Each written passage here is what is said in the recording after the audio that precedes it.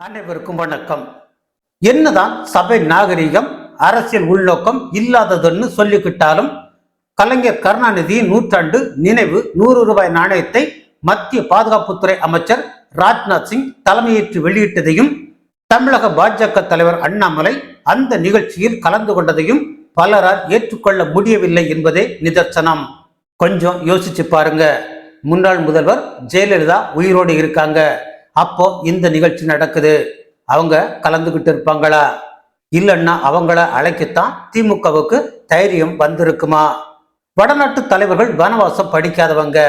அவங்களுக்கு கலைஞர் கருணாநிதி 50 வருடம் சட்டமன்ற உறுப்பினராக இருந்திருக்காரு, 5 வருடம் முதலமைச்சராக இருந்திருக்காருன்னு மட்டும்தான் தெரியும். அதனால அவங்க இந்த நிகழ்ச்சியில கலந்துக்கிட நினைச்சதுல தப்பில்லை. ஆனா தமிழக பாஜக தலைமை அதனை தடுத்திருக்க வேண்டும் என்பதுதான் பெரும்பாலான பாஜக தொண்டர்களின் கருத்தா இருக்கு. ஏன்னா இது மத்திய அரசோட நிகழ்ச்சி இல்ல, மாநில அரசோட நிகழ்ச்சி. மாநில திமுக அரசு நினைச்சிருந்தா கூட்டணியில இருக்கிற ராகுலை அழைச்சிருக்கலாம், மம்தாவை அழைச்சிருக்கலாம், அப்துல்லா வகையராக்களை அழைச்சிருக்கலாம். இருந்தும் பாஜக தலைவர்களை அழைக்கிறாங்கன்னா மறைமுகமா ஏதோ அரசியல் ஆதாயம் தேட முயற்சி செய்யறாங்கன்னு தான் அர்த்தம். காரியம் ஆகணும்னா எந்த எல்லைக்கும் செல்ல தயங்காத கட்சி தான் திமுகங்கிறது நமக்கெல்லாம் தெரிஞ்ச கதை தான்.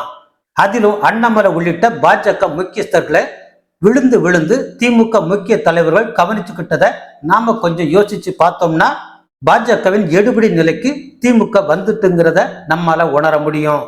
ஏற்கனவே வாஜ்பாய் தலைமையிலான பாஜக கூட்டணியில இருந்துகிட்டு கடைசியில அவரோட கழுத்தையே அறுத்த கட்சி தான் திமுகங்கிறது எல்லோருக்கும் தெரியும்.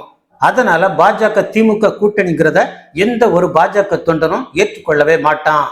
ஒரு சில திராவிட பாஜகவினர் வேண்டுமானா அதை விரும்பலாம். மொத்தத்துல அண்ணாமலையோட அரசியல் வாழ்க்கையில இது நிச்சயம் ஒரு கரும்புள்ளி தான். நன்றி.